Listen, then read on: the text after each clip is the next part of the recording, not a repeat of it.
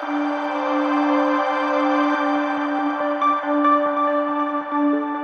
दोस्तों, नमस्कार। Dream campus में आपका स्वागत है। दोस्तों, आज एक महत्वपूर्ण टॉपिक पे हम लोग बात करने वाले हैं। जैसे कि इसके पहले वाले वीडियो में हम बात कर ही रहे थे कि अगर हमारा जो पड़ोसी है, या आप इस तरह से कह लीजिए पाक अधिकृत कश्मीर है, उसको हम पाक अधिकृत कश्मीर बोलते हैं। पाकिस्तान उसको आज़ाद कश्मीर बोलता है। तो मामला कुल मिला के ये है कि हम भी उस पर अपना दावा करते हैं, पाकिस्तान भी अपना दावा करता है। अभी जैसे एक दिन पहले हमने बताया कि वहाँ पे स्टूडेंट्स प्रोटेस्ट हो गया है और स्थिति बहुत नाजुक हो गई है। तो वहाँ पे कुल मिला करके खलबली मच गई है और इसका इस्तेमाल जो वहाँ के आतंकवादी संगठन हैं वह भारत में घुसने के लिए एक अवसर के रूप में देख रहे हैं। इसी क्रम में 2 आतंकवादियों को इंडियन आर्मी और जेएनके पुलिस ने धरा। वो इन्फिल्ट्रेशन करने की कोशिश कर रहे थे, घुसपैठ करने की कोशिश कर रहे थे और इंडियन आर्मी के हाथों से बच नहीं पाए। तो जिस ऑपरेशन के तहत इनको पकड़ा गया, उस ऑपरेशन का नाम है ऑपरेशन पिंपल, और हम इसी के बारे में बात करेंगे। और जो सबसे महत्वपूर्ण चीज़ है, ऑपरेशन के बारे में तो हम बताएंगे ही कि कब हुआ, किसके सहयोग से हुआ। और एक कोई भी ऑपरेशन अगर चलता है, कोई भी इस तरह के घुसपैठिए ऑपरेशन को रोकने के लिए या इस तरह के कोई कांटेक्ट अगर होता है, तो आतंकवादियों को न्यूट्रलाइज करने के लिए जो ऑपरेशन चलाए जाते हैं उसकी क्रोनोलॉजी क्या होती है, पहले क्या होता है, फिर उसके बाद क्या होता है, फिर उसके बाद क्या होता है, उसके बारे में हम समझेंगे। साथ में ही मोस्ट इम्पॉर्टेंट चीज़ जो इस वीडियो में मैं समझने और समझाने का प्रयास करूँगा वो यह है कि जो भारतीय सेना या भारत सरकार की या भारतीय व्यवस्था की जो व्यवस्था है कि किसी भी इस तरह की घुसपैठ एक्टिविटीज़ को हम कैसे रोक सकते हैं, हम अपने बॉर्डर को या फिर बॉर्डर के आसपास के एरिया को हम कैसे सुरक्षित रख सकते हैं, उसकी क्या व्यवस्था है हमारे पास और वह कैसे काम करता है। सबसे ज़्यादा फोकस हमारा इन सब बातों पे डिस्कस करने के लिए रहेगा। तो अगर हम सबसे पहले बात करें कि जो ऑपरेशन हुआ, ऑपरेशन पिंपल जो हुआ वो कब हुआ, कहाँ हुआ, ठीक है, और उसके लिए कौन कौन सी सेनाएं या कौन कौन से ग्रुप्स मिल करके एक साथ काम किए, ठीक है।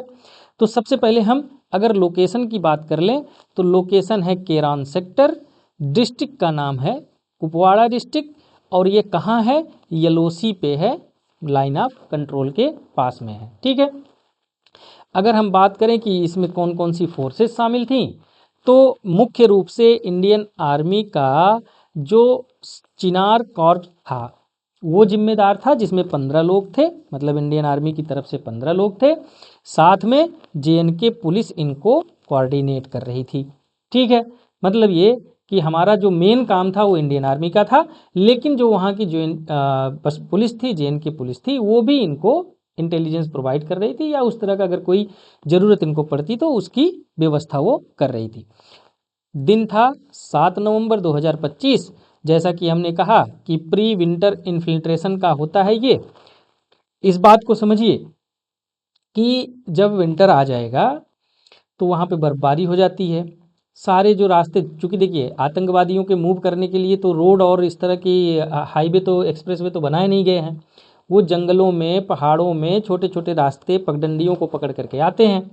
तो जब ठंड शुरू होती है तो उस टाइम पे, या फिर इस तरह से समझ लीजिए कि जब हैवी स्नोफॉल होती है उसके पहले ही ये लोग इन्फिल्ट्रेट करने की कोशिश करते हैं, ठीक है। और इस चीज़ ये हर साल का काम है, हर साल ठंड पड़ती है और हर साल इस समय में ज़्यादा इन्फिल्ट्रेशन होने की संभावना होती है। तो इन्हीं सब चीज़ों को ध्यान में रखते हुए इंडियन आर्मी ने अपना जो इंटेलिजेंस है उसको तेज किया और सूचनाएं गैदर की और उसके बाद ऑपरेशन पिंपल लॉन्च किया, ठीक है। ऑपरेशन पिंपल लॉन्च किया, 2 लोगों को दबोच लिया, न्यूट्रलाइज कर दिया, ठीक है। अब एक बार इस चीज़ को हम देखते हैं कि कोई भी ऑपरेशन इस तरह का जो होता है वो कैसे काम करता है, फंक्शन कैसे करता है। ठीक है, तो सबसे पहला जो स्टेप होता है वो होता है इंटेलिजेंस इनपुट। भाई देखिए, कोई भी आर्म फोर्स है, कोई भी सिस्टम है, तो उसके पास कोई इंटेलिजेंस आया, कोई सूचना आई। इंटेलिजेंस का मतलब इस तरह समझ लीजिए, कोई सूचना आई कि फला जगह पे कुछ लोग बैठे हुए हैं हथियार को लेकर के, या फिर संदिग्ध आतंकवादी लग रहे हैं। इस तरह की सूचना सबसे पहले हमको मिलती है, तो हम क्या करते हैं, specific alerts on suspected infiltration attempt across Yellow Sea. ठीक है, मतलब ये कि हम उसको एनालाइज करते हैं, हम उसको समझने का प्रयास करते हैं कि जो इंटेलिजेंस हमको मिल रहा है वो किसके बारे में है, कितना सही है, कितना गलत है, कुल मिलाकर के डाटा एनालिसिस करते हैं। उसके बाद यदि जब यह हमको भरोसा हो जाता है कि जो इंटेलिजेंस हमको मिल रहा है वो सही है, तो हम क्या करते हैं, जो भी ट्रूप्स हैं हमारे पास उसको हम वहाँ पे उस एरिया में डिप्लॉय कर देते हैं। ठीक है, अलर्ट फोर्सेस पोजीशनड इन रज्ड फॉरेस्टेड टेरेन। ये तो एक उदाहरण के रूप में हमने लिखा है कि जहाँ पे भी हमको सूचना मिलती होती है। अभी इस मामले में हमारा जो एरिया था वो क्या था, एक फॉरेस्टेड एरिया था, एक जंगल वाला एरिया था। तो वहाँ पे हमने क्या किया, फटाफट अपने सेना भेज दिए, अपने ट्रूप्स हमने डिप्लॉय कर दिए। अब जब ट्रूप वहाँ पे पहुँचेगी तो आतंकवादी वहाँ होंगे, तो उनसे हमारा कांटेक्ट इस्टेब्लिश होगा। ठीक है, अगला जो स्टेप हुआ वो हमारा है कांटेक्ट इस्टेब्लिश हुआ, और जैसे ही कांटेक्ट इस्टेब्लिश हुआ तो टेररिस्ट जो थे उन्होंने गोली चलाना शुरू कर दिया। ठीक है, अब वहाँ पे जाके ये समझने का प्रयास करना कि वो आतंकवादी हैं कि नहीं हैं, उसके पहले अगर उन्होंने गोलीबारी शुरू कर दी तो वो कन्फर्म हो गया कि वो आतंकवादी हैं। ठीक है, उसके बाद हम क्या किए, अपने टैक्टिस अपनाए कि अगला हमारा जो कार्यक्रम है कि भाई अगर उधर गोली चल गई हम भी गोली चलाएंगे, या फिर उनके जितने भी स्केप रूट्स हैं सब हमने ब्लॉक कर दिया, जिसको हम इनसर्किलमेंट बोलते हैं, मतलब घेराबंदी। ठीक है, घेराबंदी करने का तात्पर्य ये हुआ कि उनके भागने के जितने भी रास्ते थे सबको हमने ब्लॉक कर दिया, घेराव कर लिया। ठीक, उसके बाद क्या होगा, जब हमने उनको घेर लिया तो इसी को हम बोलते हैं टेररिस्ट ट्रैप हो गए, हम उनको ट्रैप कर लिए। ठीक, अब उसके बाद अगला जो आखिरी पड़ाव होता है वो होता है न्यूट्रलाइजेशन का। मतलब कि या तो भाई देखो, दो स्थिति हो सकती है, या तो गोलीबारी चल रही है, घेराबंदी हो गई है, तो या तो फायरिंग के दौरान वहीं वो धराशायी हो जाए, अल्लाह को प्यारे हो जाए, या फिर हम उनको पकड़ ले आए। ठीक है, जब हम पकड़ लेते हैं तो उनको हम बोलते हैं, क्या बोलते हैं, न्यूट्रलाइजेशन। ठीक, और यदि निपटा दिए तो उसको आप अपनी अपनी भाषा में बता सकते हैं कि क्या हुआ। ठीक है, कोई कहेगा कि दो शहीदों को निपटाया, दो आतंकवादियों को निपटाया, कोई कहेगा उड़ाया, कोई कुछ कहेगा। ठीक है, स्ट्रेटजिक लैंग्वेज यही है कि हमने न्यूट्रलाइज किया। ठीक, तो ये हमारा आखिरी पड़ाव होता है, इसमें दो टेररिस्ट एलिमिनेट किए गए, एलिमिनेट मतलब उनको निपटा ही दिया गया। ठीक है, और दो टेररिस्ट को हमने पकड़ लिया। ठीक है, तो ये पूरी प्रक्रिया हमारी वहाँ पे चली।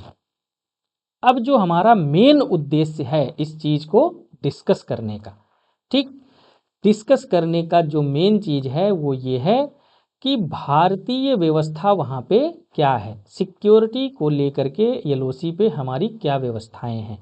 तो इस व्यवस्था को हम बोलते हैं 3 टायर या मल्टी लेयर बोलते हैं, multi layer security grid system, जिसमें 3 लेयर्स हैं, 3 टायर्स हैं। आसान भाषा में आप इस तरह से समझ लो कि 3 तरह की व्यवस्थाएं की गई हैं जिससे हम अपनी सुरक्षा करते हैं, हम अपने सुरक्षा को पुख्ता करते हैं।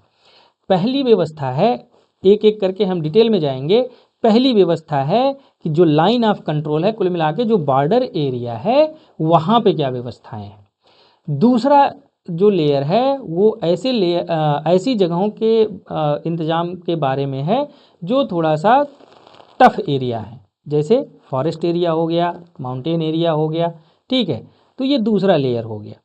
तीसरा लेयर जो हमारा है वो लेयर ऐसे जगह के सुरक्षा के इंतज़ाम करते हैं जहाँ पे लोग रहते हैं, जहाँ पे पॉपुलेशन रहती है, पॉपुलेटेड एरिया।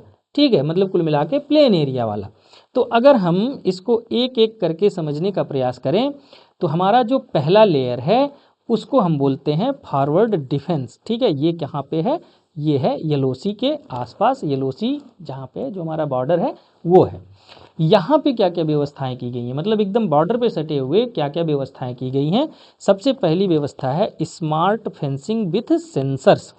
ठीक है, स्मार्ट फेंसिंग्स वहाँ पे बनाए गए हैं, मतलब दीवार बनाई गई है और उसमें सेंसर्स लगाए गए हैं तरह तरह के मूवमेंट्स को डिटेक्ट करने के लिए, चाहे वो ह्यूमन मूवमेंट हो चाहे वो किसी व्हीकल का मूवमेंट हो। ठीक है, उसके साथ साथ जो माइन फील्ड्स हैं उनको भी डिटेक्ट करने के लिए हमारे पास सेंसर्स लगे हुए हैं और हमारे पास रडार लगे हुए हैं। ठीक, कि कोई उधर से गोली बारूद बम जो है बॉर्डर के अंदर ना भेज दे, कोई हमारा बाउंड्री ही ना उड़ा दे।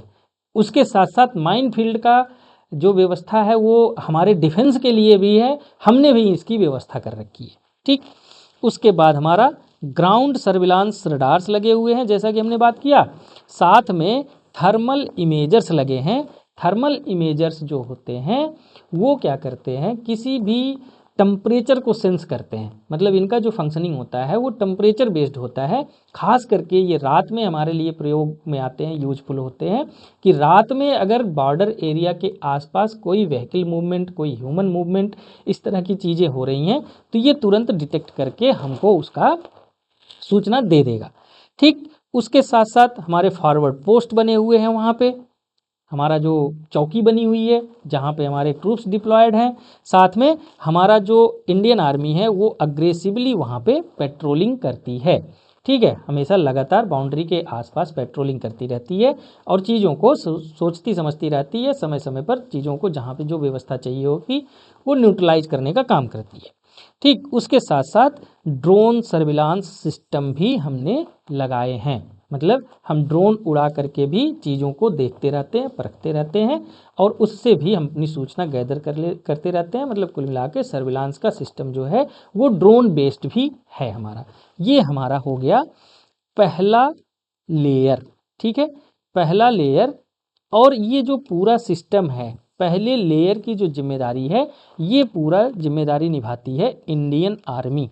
ठीक है, जैसा कि आप जानते हैं कि बॉर्डर क्षेत्र में जम्मू कश्मीर में तरह तरह के फोर्सेस हैं, हमारा इंडियन आर्मी है, बीएसएफ है, आईबी है, तो बॉर्डर एरिया को ये सब अपना जो है आईटीबीपी है, तो ये सब हमारा बॉर्डर एरिया को सिक्योर करने का काम करते हैं। तो उसमें जो येलोसी वाला एरिया है, जो हमारा फॉरवर्ड डिफेंस है, जो हमारा फर्स्ट लेयर है, उसकी जिम्मेदारी किसकी है, इंडियन आर्मी की।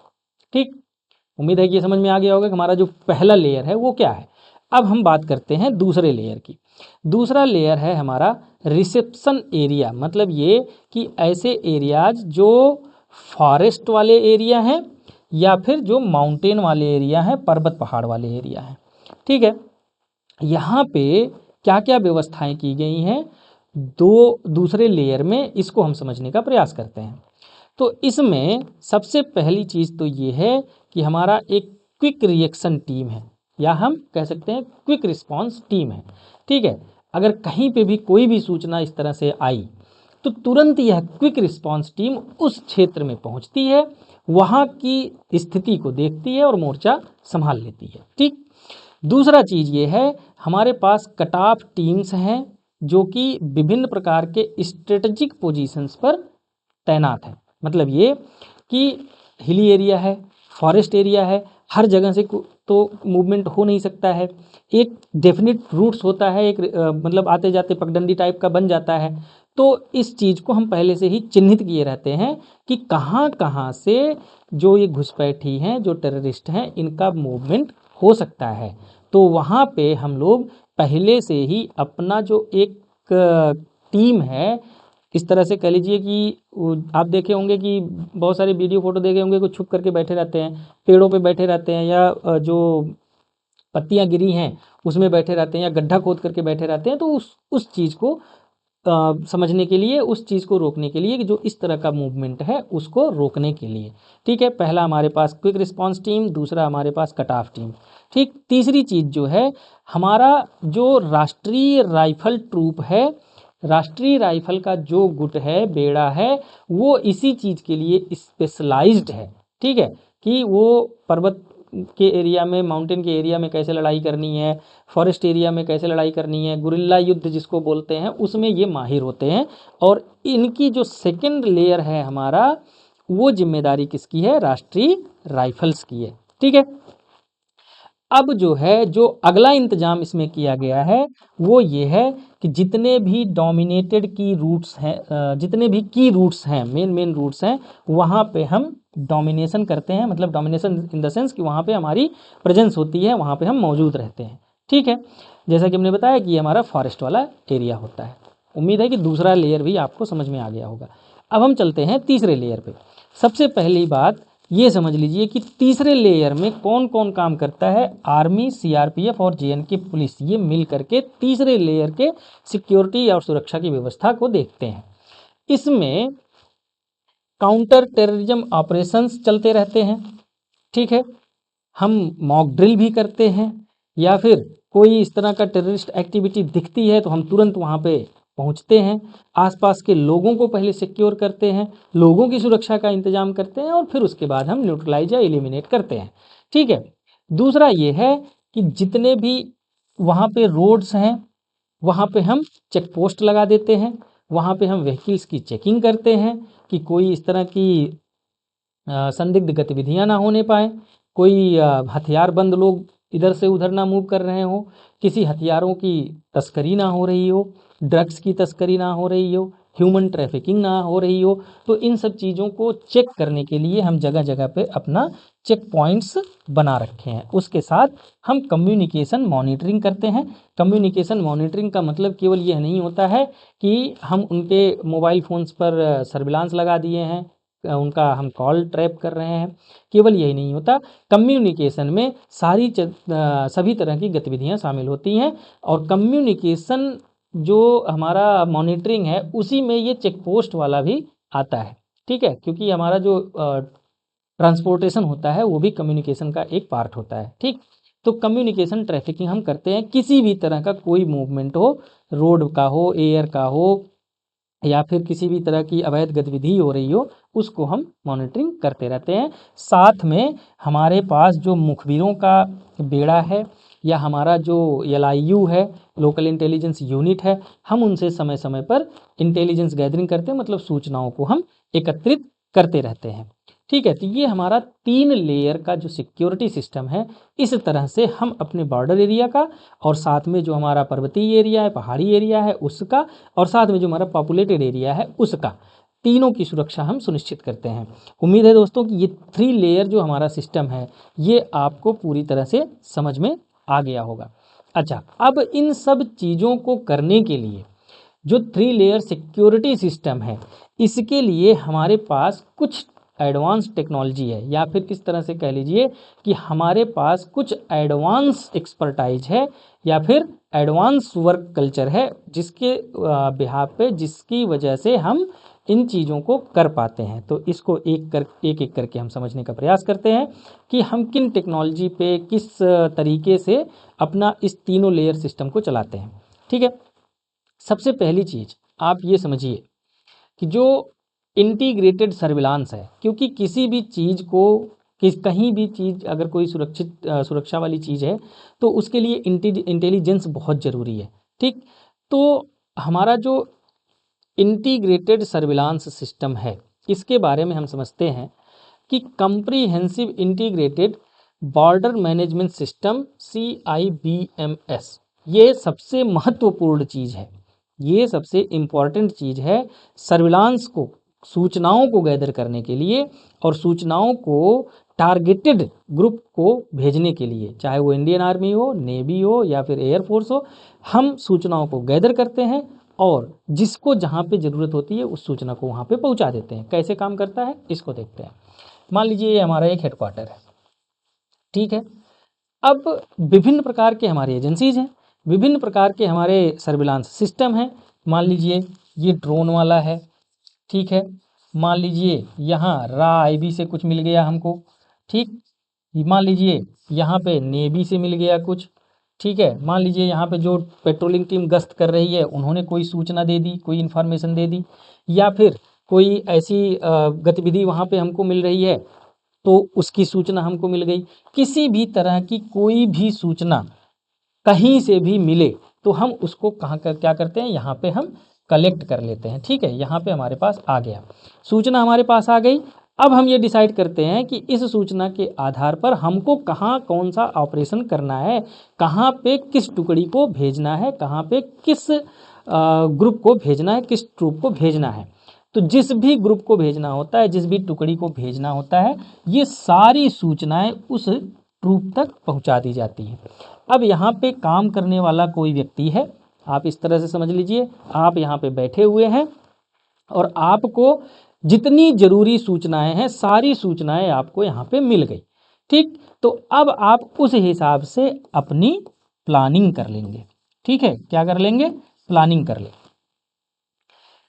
सूचना के आधार पर जब भी प्लानिंग होगी तो वो बढ़िया प्लानिंग होगी, फुल प्रूफ प्लानिंग होगी। उसके बाद उस प्लानिंग पे बेस्ड आप अपना ऑपरेशन शुरू कर देंगे। ठीक, और जब इस तरह का ऑपरेशन होगा तो लगभग 99% यह चांस है कि जो लक्ष्य है आपका उसमें आपको सफलता मिल जाएगी। ठीक है, अब ये तो हमारा हो गया इंटीग्रेटेड सर्विलांस सिस्टम। दूसरा है एंटी ड्रोन डिफेंस सिस्टम। पड़ोसी हमारा बदमाश है, उसके पास ड्रोन्स आ गए हैं कहीं से, पता नहीं बनाया कि नहीं बनाया, हमको तो कम ही उम्मीद है कि वो बना पाता होगा, उसके पास इतना साइंटिफिक एक्सपर्टाइज है। ड्रोन है कुल मिलाकर के उसके पास, आप ये समझो। अगर ड्रोन है तो बदमाश, अगर किसी बदमाश के पास ड्रोन है तो बदमाशी भी करेगा। बदमाशी कैसे करेगा, ड्रोन से वो पता चला कि आपके बॉर्डर एरिया में कुछ हथियार गोला बारूद ले आके गिरा दिया। ठीक है, नहीं कुछ पाया तो वो ड्रग्स गिरा दिया। ठीक है, इससे भी उसकी बात नहीं बनी, मज़ा नहीं आया उसको, तो उसने क्या किया, बस खाली ड्रोन दौड़ा दिया ऐसे ही कि इंडियन आर्मी जो है देखेगी उसको डरेगी। लेकिन इंडियन आर्मी तो डरने वाली नहीं है, वो क्या करेगी, जैसे ही इस ड्रोन को देखेगी तो हमारे पास लेजर बेस्ड जैमिंग सिस्टम है। ठीक है, कोई इस तरह का ड्रोन अगर आसपास दिखा उसको तो वो तुरंत जाम कर देगा, उसको कुल मिलाकर के न्यूट्रलाइज कर देगा, फंक्शन ही नहीं करेगा उसका ड्रोन। ठीक, तो ये क्या है, हमारा लेजर बेस्ड जैमिंग सिस्टम, जो कि अनमैन्ड एरियल व्हीकल्स को क्या कर लेता है, डिटेक्ट कर लेता है और उसको जाम कर देता है। ठीक, उसके साथ सीजनल एडाप्टेशंस, ये क्या है, जैसा कि अभी हमने कहा कि जब ठंड शुरू होने वाली होती है तो उस समय बहुत ज़्यादा वहाँ मूवमेंट बढ़ जाती है। ठीक, क्यों, क्योंकि स्नो कवर होने से पहले वो लोग घुसपैठ करने की कोशिश करते हैं। तो इसमें क्या है, जैसे ही स्नो क्लोजर्स होता है तो उसके पहले जो हमारा जितने भी ट्रेडिशनल रूट्स हैं हम उसको ब्लॉक कर देते हैं, जितने भी पासेज हैं, जितनी भी जगहें हैं उसमें हम जा कर खड़े हो जाते हैं कि आओ भाई। ठीक, कुल मिलाकर के ये समझिए कि ये हर साल का एक्सरसाइज है। जैसे ही ठंड शुरू होती है, ठंड शुरू होने के पहले ही, बर्फबारी होने के पहले ही जितने भी उनके पासेज हैं संभावित, जितने भी उनके ट्रेडिशनल इन्फिल्ट्रेशन के रास्ते हैं, सभी को हम क्या कर लेते हैं, ब्लॉक कर देते हैं, वहाँ पर मार्च करना शुरू कर देते हैं, वहाँ पे अपनी उपस्थिति दर्ज कर देते हैं। तो अभी विवश हो जाते हैं, नहीं आ पाते हैं। ठीक है, तो एक इंटीग्रेटेड सर्विलांस, दूसरा एंटी डिफेंस सिस्टम, तीसरा सीजनल एडाप्टेशन। सीजनल एडाप्टेशन का मतलब वो हमने अडाप्ट ही कर लिया है कि हर साल करना ही करना है हमको। ठीक, उसके बाद डायनेमिक रिस्पॉन्स। ठीक है, ये क्या होता है कि जो भी रेगुलर हमारे ऑपरेशंस हैं उसको हम रिव्यू कर लेते हैं। ठीक है, फोर्सेस को हम रीडिप्लॉय कर देते हैं और जितने भी एनिमी के स्ट्रेटजीज होते हैं उसको हम स्टडी करते हैं।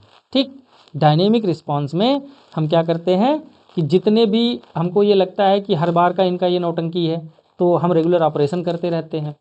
हमको पता है कि ये इनके ट्रेडिशनल रास्ते हैं, हम उसको ब्लॉक करने की कोशिश करते हैं। या फिर कम, अगर जैसे मान लीजिए सामान्य टाइम है तो हमने 10 आर्मी वालों को खड़ा किया है, अभी ठंड शुरू होने वाली है तो हम वहाँ पे 100 भेज दिए, रीडिप्लॉयमेंट कर दिए। ठीक है, तो इस तरह से हमारा जो ये तरीका है, कुल मिला के आप ये समझिए कि ये हमारा तरीका है कि कैसे हम अपने बॉर्डर एरिया को सिक्योर करते हैं। ठीक है, तो एक तो हमने ये समझ लिया कि जो हमारा 3 टायर सिस्टम है वो क्या होता है, कैसे वो फंक्शन करता है, और जो 3 टायर सिस्टम है उसमें हम कैसे काम करते हैं, उसका जो होलिस्टिक वर्क फ्रेम है वो क्या है, वो ये सारी चीज़ें हैं। उम्मीद है कि आपको ये समझ में आ गया होगा कि ऑपरेशन पिंपल क्या था, और जो हमारा 3 टायर सिक्योरिटी ग्रिड सिस्टम है वो समझ में आ गया होगा कि 3 कौन कौन से टायर्स हैं, कौन कौन से लेयर्स हैं, और साथ में ये भी समझ में आ गया होगा कि जो हमारा ये 3 टायर सिस्टम है वो कैसे काम करता है, किस उसके पीछे का क्या पूरा मामला है, क्या पूरा उसका बैकबोन है। ठीक, इसके अलावा यदि आपको लगता है कि कुछ छूट गया है तो हमको बताइएगा, यदि कोई सुझाव भी हो तो वो भी दीजिएगा। Thank you so much.